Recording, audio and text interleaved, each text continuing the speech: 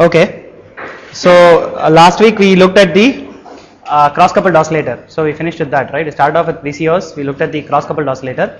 So we'll continue with that today. Finish it up and then look at the other kind of oscillator, most common one, which is the Colpitts oscillator. Okay. So let's go back to this guy. So we finally arrived at this architecture here. So the other nice thing about this, which I guess should have touched upon last week, is remember that there's a 180-degree phase shift from each side, right? So it gives you differential outputs for free, okay, because there's a 180-degree phase shift on each side. Okay, so now let's take this again and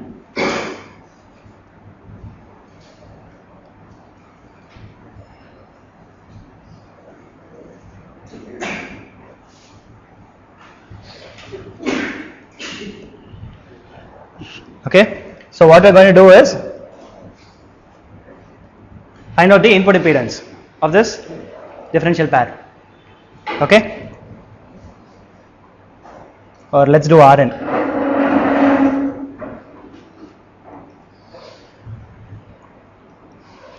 So it's actually very straightforward. So you just put in, let's assume that there are, neglect the parasitics. So let's call this V1, we'll call this V2. So this is GMV2, this is GMV1, right?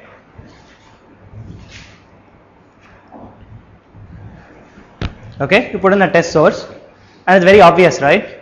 So it's going to end up being -2 over GM. Okay, you can just try it out, it's very, very simple. Okay. Now what that means is, so now you know how to design. So if you have a certain resistance of the tank, remember we looked at the one port view last week. That is, if the tank has a certain resistance Rp, you know that the negative resistance for oscillations it should be equal, but for reliable startup you want it to be maybe a few times that, right? To loop gain is 1 is the condition, but you want a little bit higher, maybe loop gain of 2 or 3 for startup. Okay. So you will correspondingly design your GM. So obviously if you remember we talked about this, if the parallel resistance is smaller, that means you have higher loop gain. Remember that from last class? Kind of, not sure. Okay, so if the parallel resistance, if you remember we discussed the conditions for, let's see if we can find it.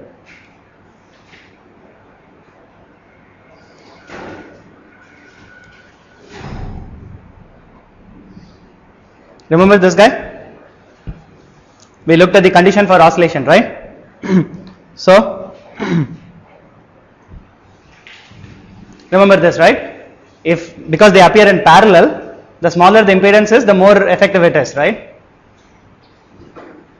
So ideally what you want is, you want your active circuit, the magnitude to be less than, right? If it's minus Ra, you want Ra to be less than R for growing exponentials, which is the condition for startup anyways. Right? Is that clear to everyone? So obviously what that means is your GM will increase. If you need smaller Rn, right, the GM should be larger. Okay. Actually let's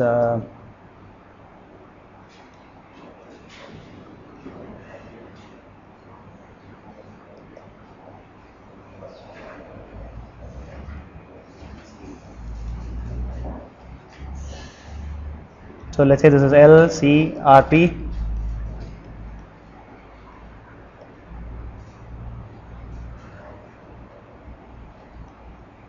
Sorry, let me do a better job of it.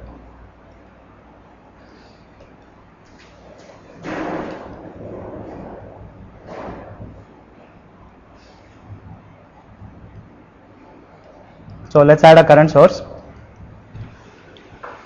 Okay, so obviously you've taken care of the startup oscillations, but you need to define the power in some way.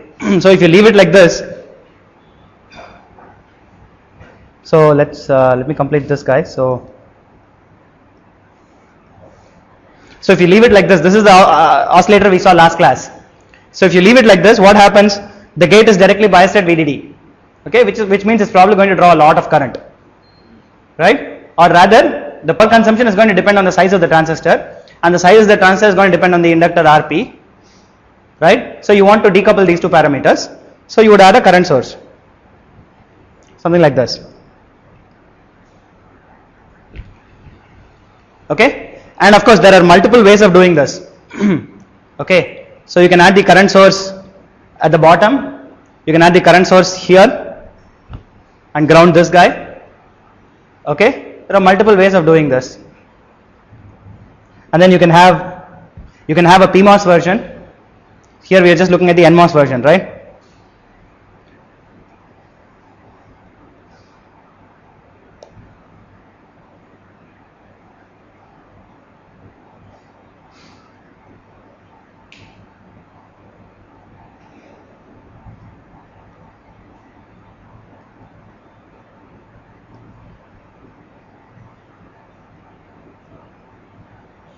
So the center tap goes to ground.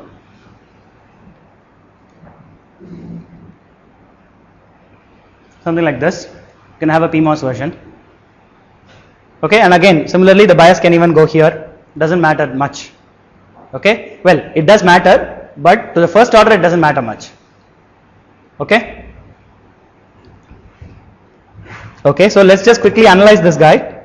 So let's take this cross coupled pair. Okay. So what do you know? First of all, yes. Okay, this, so what have I shown? Earlier we looked at,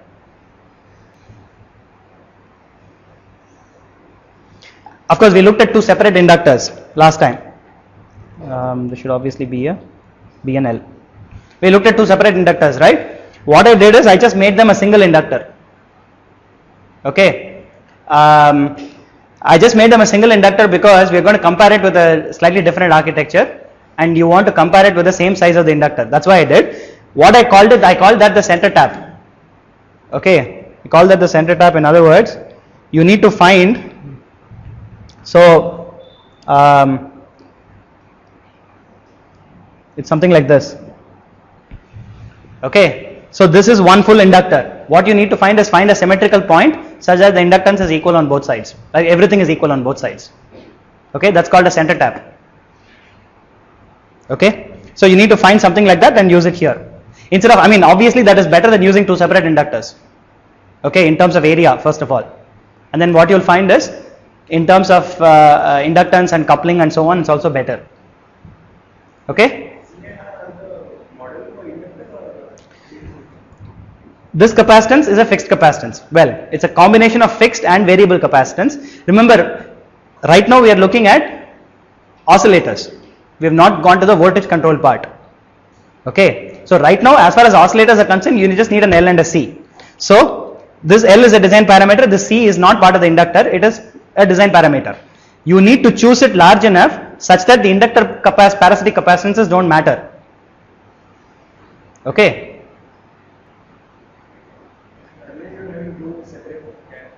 Okay, so we can do that too. So remember that this thing is just a, I keep getting the wrong page. Yeah, so this thing, you can just make this a virtual ground instead of a real ground, right? So it will become C by 2, whichever way you look at it. Okay, so in this case, right, if you have a virtual ground, it will become C in series with C, it will become C by 2. So C by 2 resonates with 2L, just again 1 over root LC. Okay, I just converted that to a single L and a single C, that's all. And the C is the C which you add. The resistance is obviously not what you add, it stands for the losses in the tank, and usually the losses in the inductor dominate because remember that you have a series resistance, that times Q is your parallel resistance, right? Typically the Q of the inductor would be like we have seen, right, 8 or 9, 10 maybe maximum. The Q of the capacitor is more like 30-40. Okay, especially if you have a good passive capacitor, it can be pretty high. Okay, and that is why you almost always consider the resistance of the inductance to dominate the overall. But there are cases, I mean there are very specific cases where the resistance of the capacitance can matter, and that depends on how you choose your inductor and capacitor values. Yes. Want the rest of the? Yes. Sure. Yeah. That's right. Yeah, but it's just this thing, right? It's a, you can look at it as a virtual ground. It doesn't matter. Okay, because this is just what you're looking at. As far as your differential picture is concerned, remember it's a one port view, right? You're just interested in the overall input impedance across the differential ports. That is always going to be RP. If you have L over 2, L over 2 on both sides, you're going to have RP over 2, RP over 2 on both sides. Okay? The actual thing is this is not a physical resistor. The actual resistance is in series with the inductor. Okay, so this is just a way of representing it. That's all.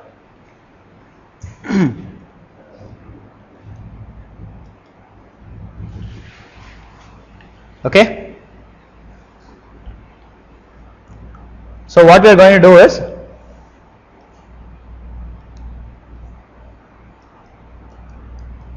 so let's assume this is IT.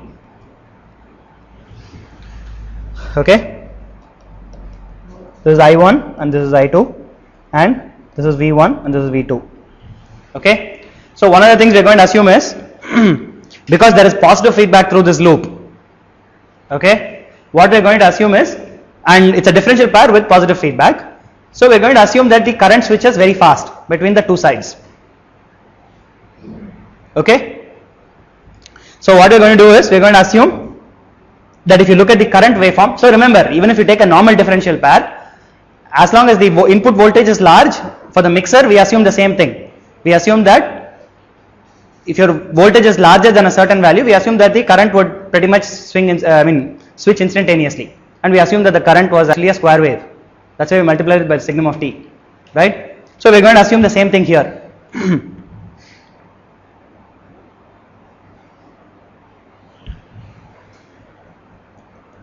So let's plot. What is I1 going to look like?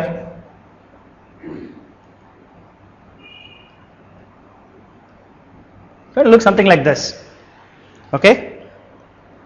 So in 1/2 cycle, you're going to get I1 flowing through this guy, and when will that happen? Let's say this thing look like this. Okay, V2 is going to be exact equal and opposite, right? So during this half of the cycle, M1 is going to conduct, and during the other half cycle, M2 is going to conduct. So I2 will just be, it will be 0 for this half cycle and 1 for the other half cycle. Okay. What do we know about this?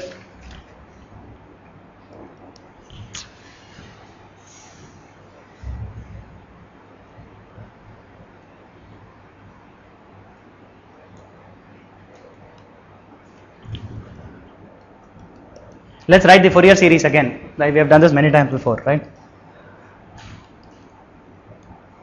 So the DC value is obviously going to be half. So you're going to have half the current on one side, half the current on the other side. Plus, we looked at this, right? You're going to have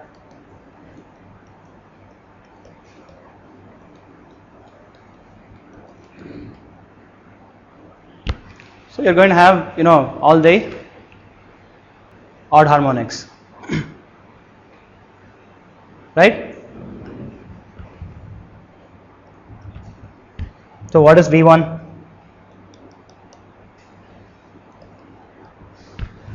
So remember, at resonance, the impedance on one side is just going to be RP over 2, right? Because L and C are going to, the impedances are going to cancel out. Okay? Okay. And so what we'll do is, what we want actually is, let's do it this way.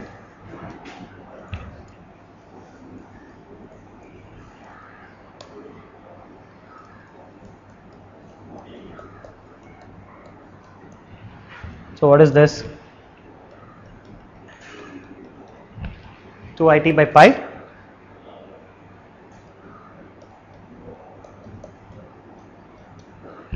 RP by 2.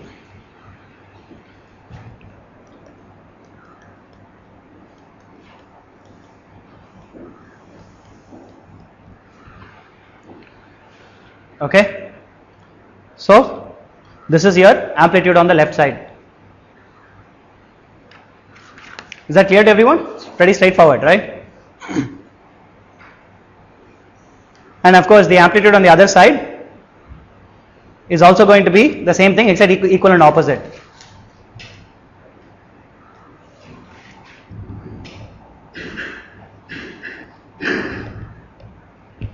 So your differential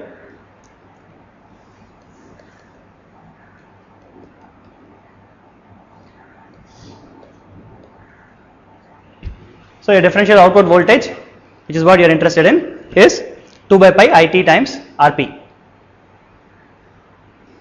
Okay.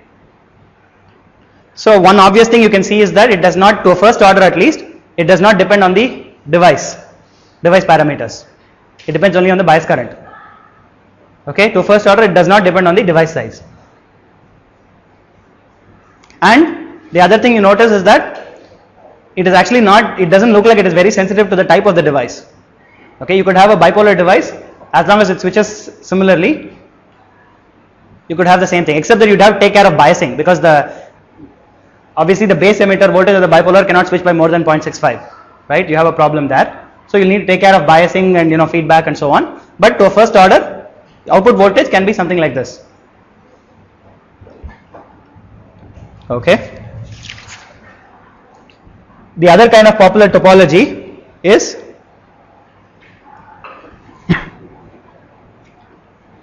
a current reuse topology. Okay.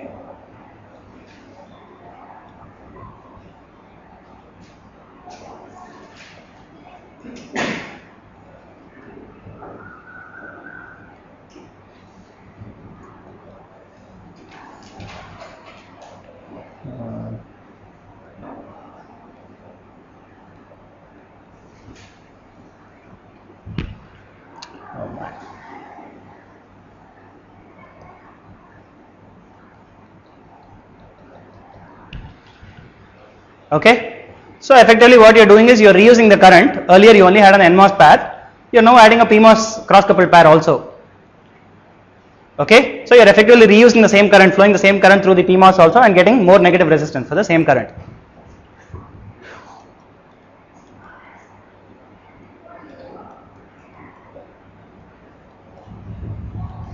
So now your negative resistance is minus 2 over GMN plus GMP.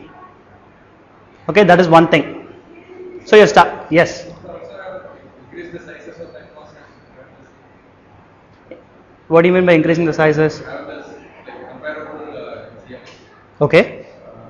If I had similar current and I can increase the, let's say for just the NMOS, I can increase the NMOS sizes. Yes. I could have got the same GM, right?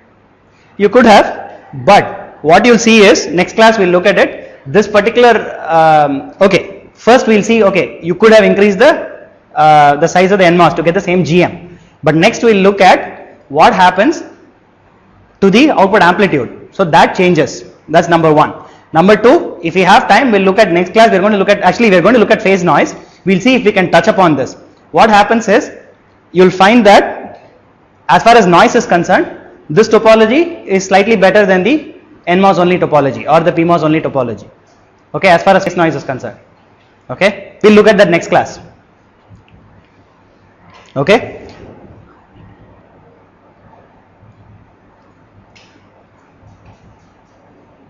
So let's say the two voltages are like this. Okay. How does the current flow in this? So let's take the first half cycle. Okay. During the first half cycle, which NMOS is going to be on?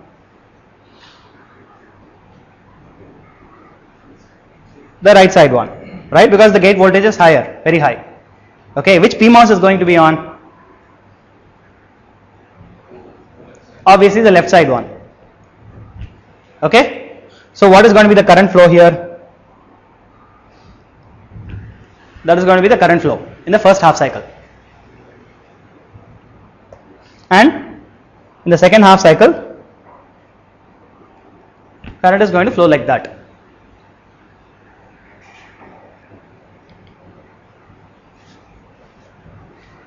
Okay.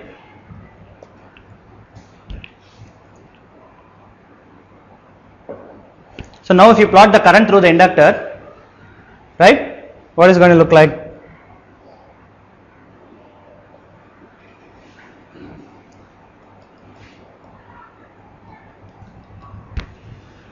Right? In 1/2 cycle it's plus IT if you take a particular reference direction. The other half cycle it's going to be minus IT. Is that clear?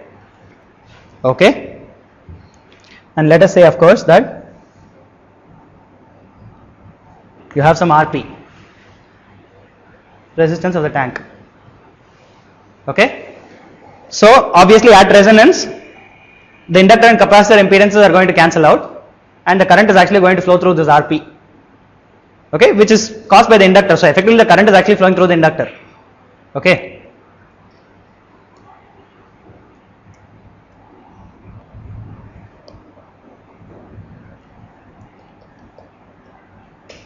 So what is the fundamental?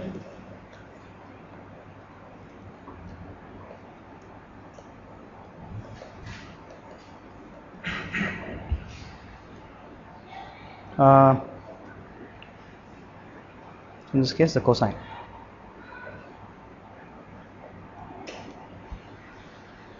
Okay. I think in fact in the other case also the way we drew it was a cosine. Yeah, this is actually a cosine, not a sine. Okay.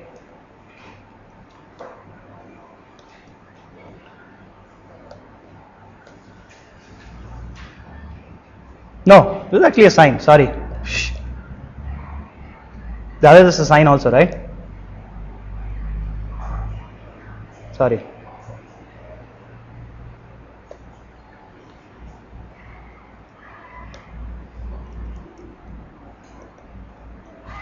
Okay. This is your fundamental. Right? Now, remember we worked this out for the mixer, right? The fundamental of this is actually 4 over pi. It is sine omega naught t.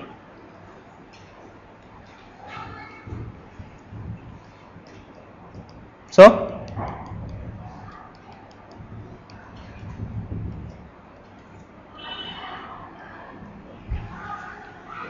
okay, so the output amplitude is 4 over pi IT RP. So what is this? Is actually double.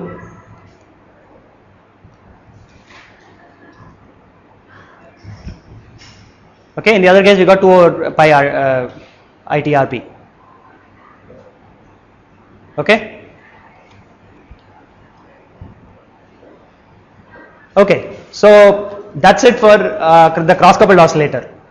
Okay, so it's actually pretty straightforward. So you want to design for a particular amplitude and a particular power consumption. So let's say you start with the power consumption, you choose a particular current, right? Then once you know the particular current, you design for a particular RP. What do you design? You design the inductor for a particular RP.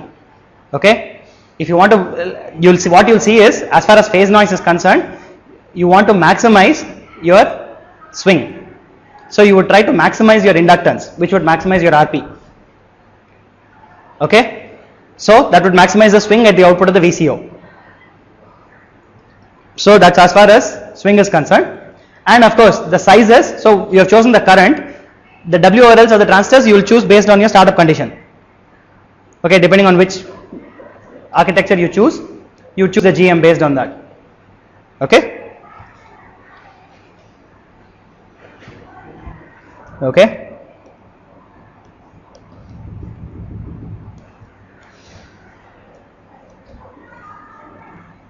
So let's look at single transistor oscillators. Okay. So these are usually used in discrete applications. Okay. So if you are building a discrete oscillator rather than an integrated circuit oscillator. Okay.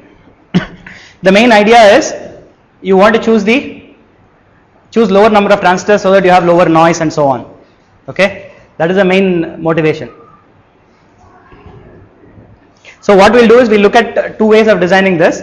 One is we'll look at the single port way, and we'll again come back to the same thing, analyze come up with the same thing using a the feedback way of analysis.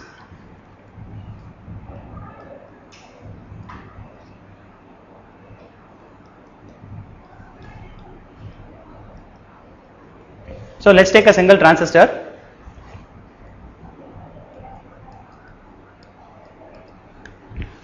Let's look at the input impedance. Let's put two capacitors, one between the gate source, the other between drain source. Okay, let's look at the input impedance.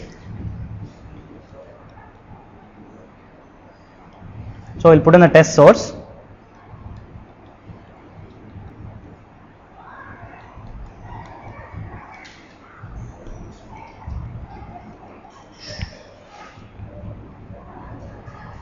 So let's call this voltage V1, call this voltage V2. Okay, obviously this is V1. Let's do it this way.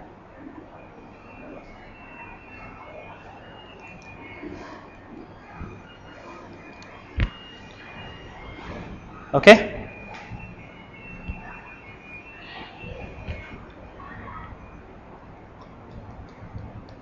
This is Gm times V1 minus V2.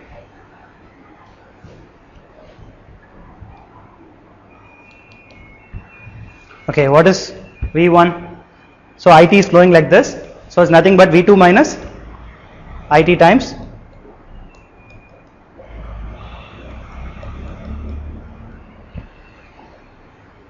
okay.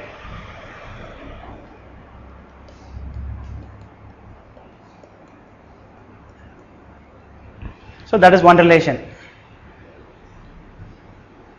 V1 minus V2 is minus IT over SC1. Okay. Then what we'll do is, this is the gate node, drain node and source node, right? We'll do a KCL at this point, at the drain node.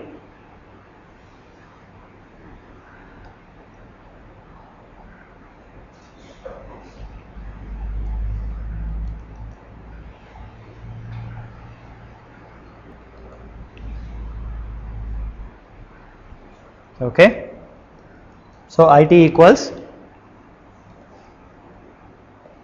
U times V1 minus V2 plus times SC2. Okay.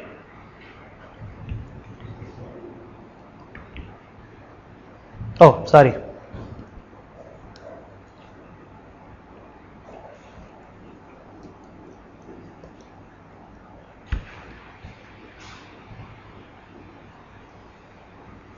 Okay.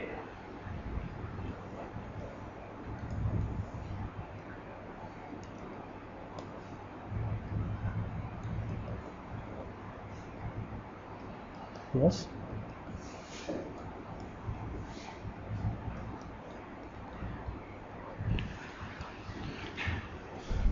Sorry. Oh, plus VT times SC2.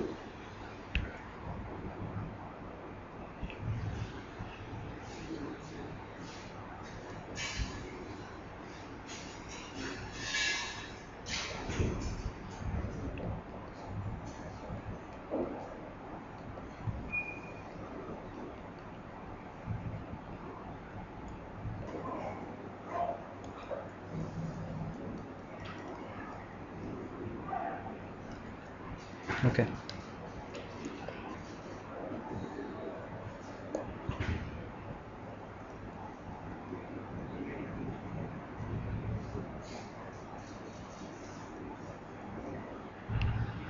Okay, so this is what you get.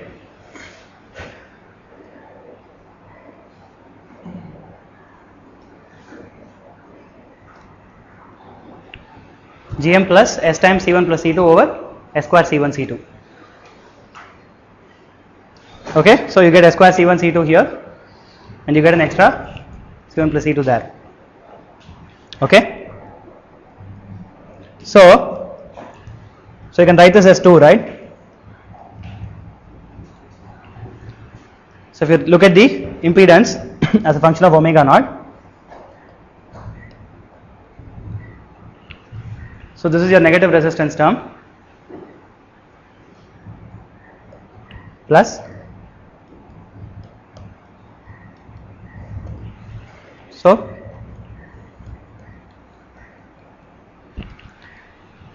Okay. The other term gives you C1 C2 over C1 plus C2. That is C1 parallel C2. Okay. Yeah, I mean when I say parallel, what I mean is no, like R1 parallel R2. So okay. So let me write it explicitly. Okay. It's just a way of saying it. I mean, okay. So this is your negative resistance, and this is your capacitance, which you are going to resonate with the inductor. Okay.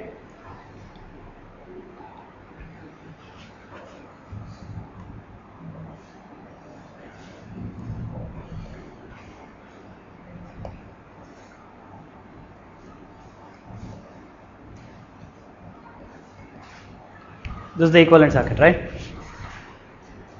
Okay. So now what do you do here? So let's take this guy, put an inductor across it. Okay. C1. Okay.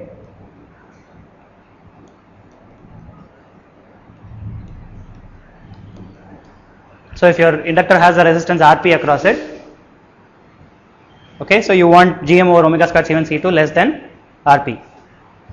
That's number one. Okay. So now note that we didn't explicitly put any ground for any of these nodes. Okay. So you can actually get three kinds of oscillators depending on which node you ground. Okay. You can ground any one of these three nodes. Okay. Let's just go over to the next page.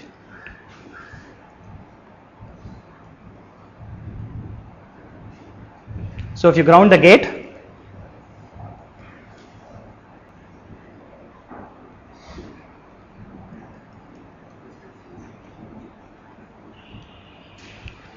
you get this. Okay. So this is your Colpitts oscillator.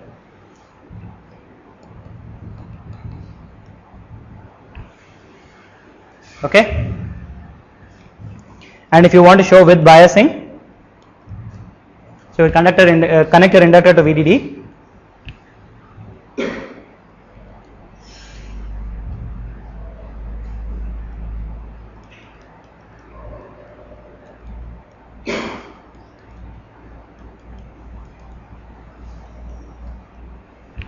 It looks something like this. Okay. Connect your gate to some bias voltage, add a bias current in series with the transistor. So your capacitor ladder is actually feeding back the signal from the tank. So this is your output. Okay.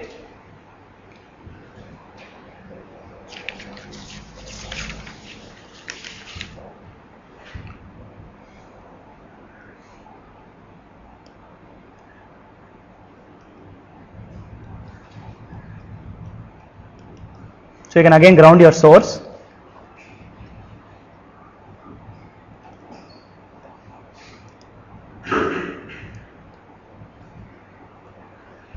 So you'll get something like this. With another kind of oscillator.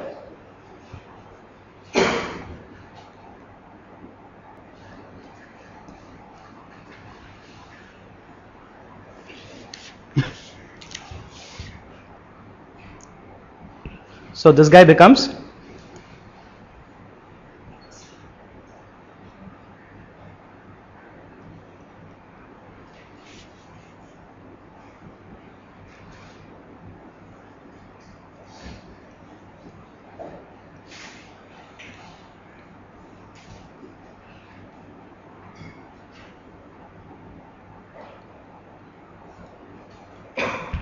if you add the biasing, it will look something like this. Okay.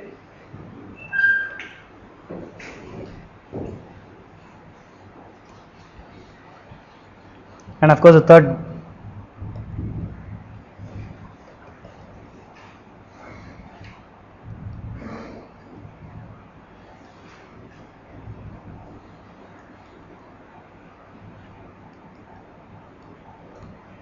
can ground the drain. Okay.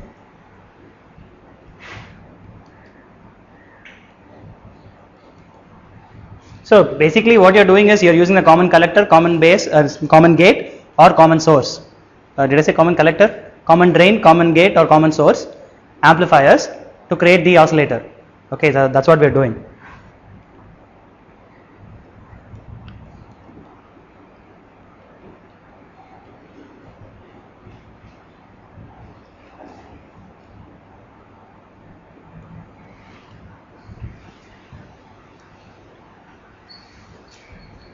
So with biasing it looks something like this.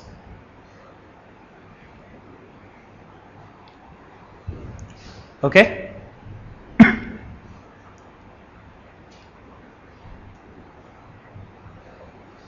So this is kind of the most commonly used one, the Colpitts oscillator. Of course, I mean the exact connection of C1, C2, whether it goes to ground or VDD, that is something which changes, but the basic connection remains the same. Okay. So we'll see how we can arrive at the same thing using the feedback model. Okay.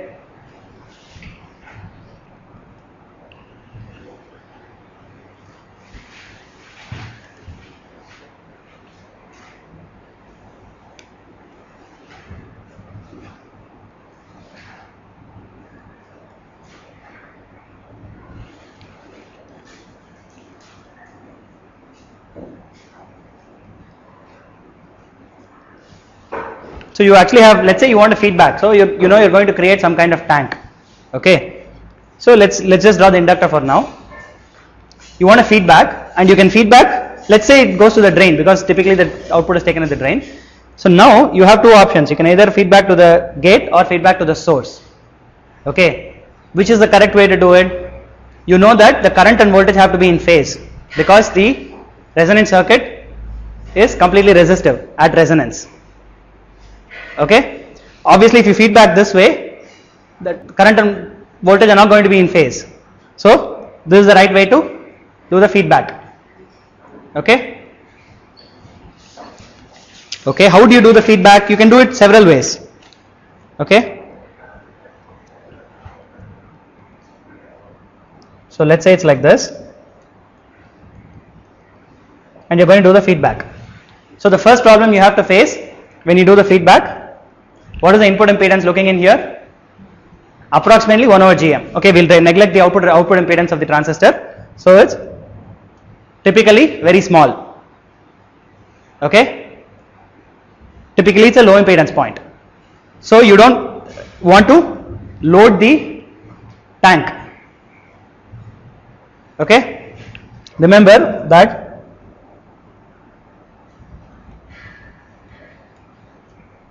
so if you have this,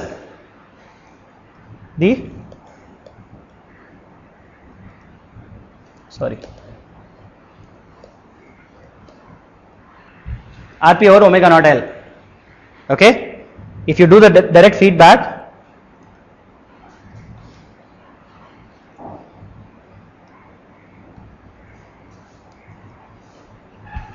okay, and if 1 over Gm is much less than Rp, Q is very small, much smaller. So this is the loaded Q versus the unloaded Q. So you are designing an inductor for a particular Q. When you stick it in the circuit, the actual Q which it faces may be much less depending on the impedances presented to it by the rest of the circuit. Okay, that's called the loaded Q. So you want to prevent this guy. Okay, so what do? So you take this guy, so you do some kind of impedance transformation. Okay.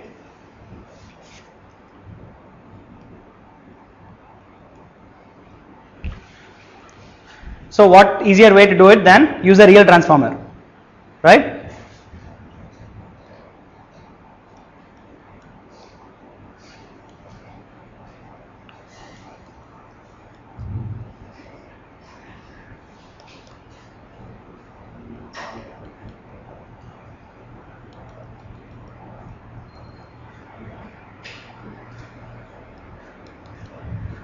So this is 1 over Gm. So let's say you have a turns ratio n is to 1. Okay. So what is seen by the tank? N square by Gm. Okay.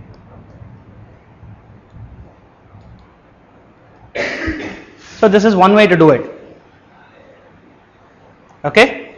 The other way to do it, remember that when we studied the impedance transformation during the first few classes, we looked at this guy.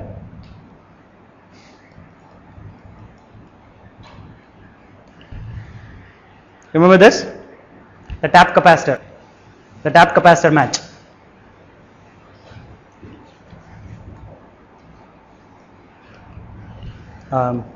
Let's not call this RP, let's call this something else. So let's say R0. Okay? What is Rn?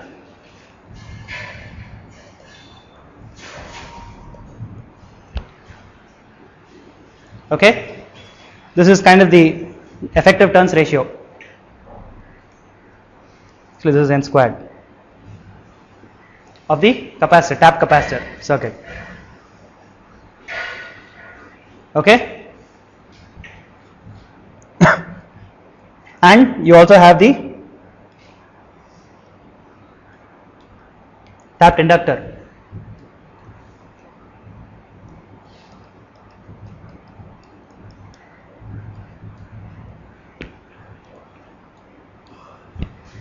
One plus L1 over L2 times, whole square times R0.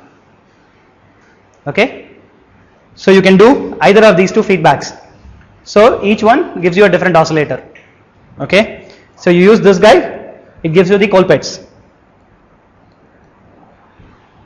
Okay? You use this guy, it gives you what is called the Hartley oscillator.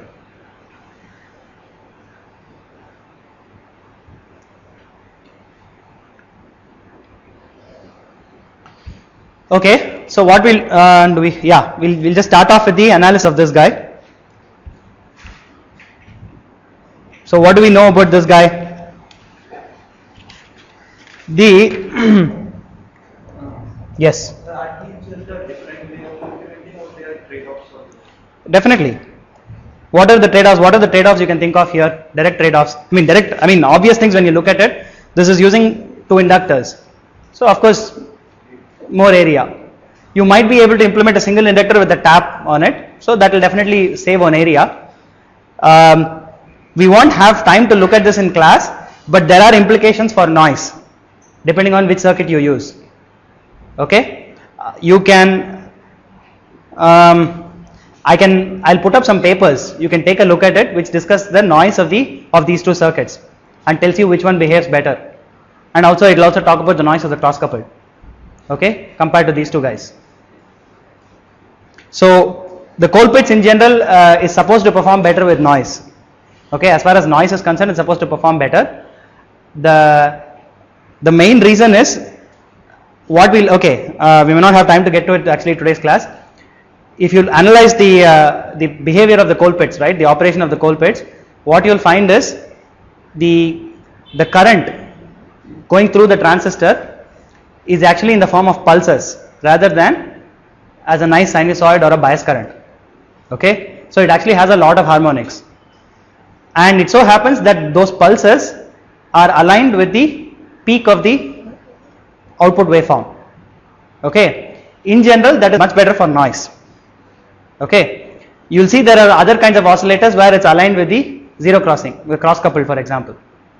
Okay, so definitely there are trade-offs in choosing which oscillator you want to design. Okay, maybe let's just stop here. We'll continue next class. Okay, next class we'll continue with this, the analysis of the Colpitts, and we'll look at phase noise. Maybe phase noise might take a full class, so we might boil over into next class. But yeah, I think that should be it. Maybe we'll also be looking at quadrature oscillators and maybe ways to generate. Did we look at quadrature generation, RC-CR circuits? We did, right? We did look at it a few classes back. So we'll just look at quadrature oscillators and stop there. Okay. Okay. See you guys on Monday.